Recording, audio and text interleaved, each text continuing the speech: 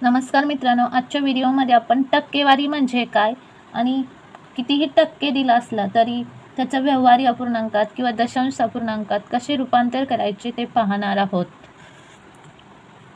बघा, टक्केवारी म्हणजेच शेकडेवारी। टक्केवारी म्हणजेच काय? शेकडेवारी।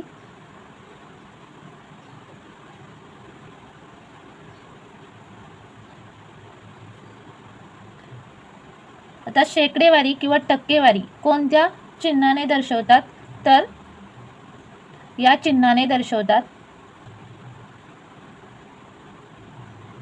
शेकडेवारीचा किंवा टक्केवारीचा अर्थ प्रति 100 किंवा भागिले 100।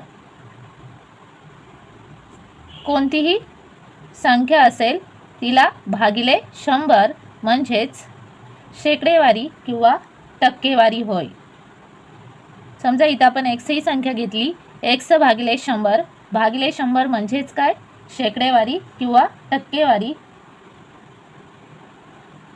बघा, एखाद्या संख्येच्या समोर जर टक्के हे चिन्ह असेल तर त्याचा अर्थ काय असतो? तर भागिले 100। उदाहरणार्थ 15%, याचा अर्थ 15 भागिले 100। बघा, कितीही टक्के दिला असेल तर त्याचं व्यवहारी अपूर्णांकात कसं रूपांतर करायचं ते आपण उदाहरणावरून समजून घेऊया।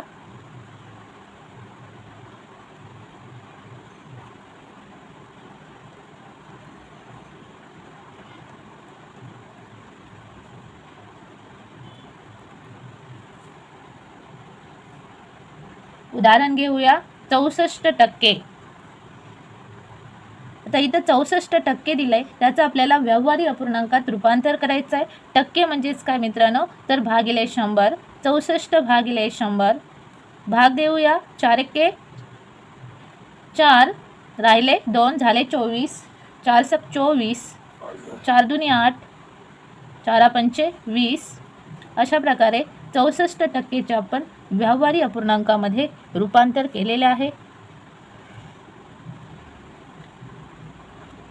अजून एक उदाहरण घेऊया 6%। 6%चे आपल्याला व्यवहारी अपूर्णांकात रूपांतर करायचे आहे। 6% म्हणजे 6 भागिले 100। भाग देऊया 2 त्रिक 6, 2 त्रिक 6, 2 पंचे 10, 2 शून्य 0। 6%चे व्यवहारी अपूर्णांकात रूपांतर केले, उत्तर मिळाले 3 भागिले 50। अशा प्रकारे कितीही टक्के दिले तर तुम्ही त्याचे व्यवहारी अपूर्णांकात रूपांतर करू शकता। त्यानंतर बघा, कितीही टक्के दिले तर त्याचे दशांश अपूर्णांकात रूपांतर कसे करायचे ते आपण पाहूया। बघा, दशांश अपूर्णांकात रूपांतर करण्यासाठी प्रथम आपण काय करूया? 36% म्हणजेच 36 भागिले 100। 8% म्हणजेच 8 भागिले 100। आता आपल्याला दशांश अपूर्णांकात रूपांतर करायचे आहे। मग दशांश अपूर्णांकात रूपांतर करण्यासाठी छेदातील 2 शून्य आहेत ते कट करून दशांश चिन्ह 2 घरे डावीकडे सरकवायचे आहे। बघा, 36 आहे असं लिहिले, हे 2 शून्य कट केले आणि 2 घरे दशांश चिन्ह डावीकडे सरकूया, 1 आणि 2। उत्तर मिळाले 0.36। त्यानंतर 8% म्हणजेच 8 भागिले 100।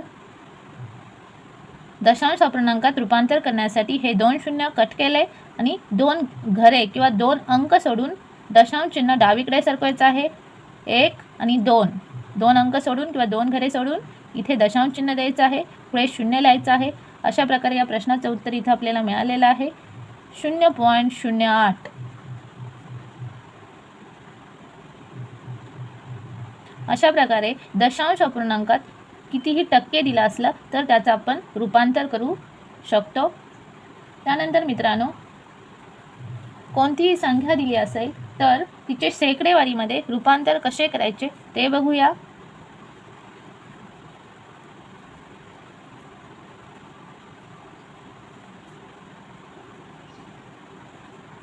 उदाहरण बघा, 3/5. तर शेकडेवारीत रूपांतर करण्यासाठी किंवा टक्केवारीत रूपांतर करण्यासाठी 3/5ला 100ने गुणायचे आहे. गुणाकार करूया. 3 0 0, 3 0 0, 3 1 3 भागिले 5. भाग देऊया. 5 1 5, 5 7 30, 5 0 0. उत्तर मिळाले 60%. अशा प्रकारे तुम्ही कोणत्याही संख्येचं शेकडेवारीमध्ये किंवा टक्केवारीमध्ये रूपांतर करू शकता. त्यानंतर अजून एक उदाहरण घेऊया. 0.2 शेकडेवारीमध्ये रूपांतर करण्यासाठी 0.2ला 100ने गुणायचे आहे. गुणाकार करूया. 100 दुनी 200. इथे एक अंक सोडून दशांश चिन्ह आहे म्हणून उत्तरामध्ये सुद्धा डावीकडून एक अंक सोडून दशांश चिन्ह द्यायचं आहे. उत्तर मिळाले 20%. अशा प्रकारे कोणत्याही संख्येचं तुम्ही शेकडेवारीमध्ये रूपांतर करू शकता. जर मित्रांनो व्हिडिओ आवडला, व्हिडिओला लाईक, चॅनलला सबस्क्राईब करा. धन्यवाद.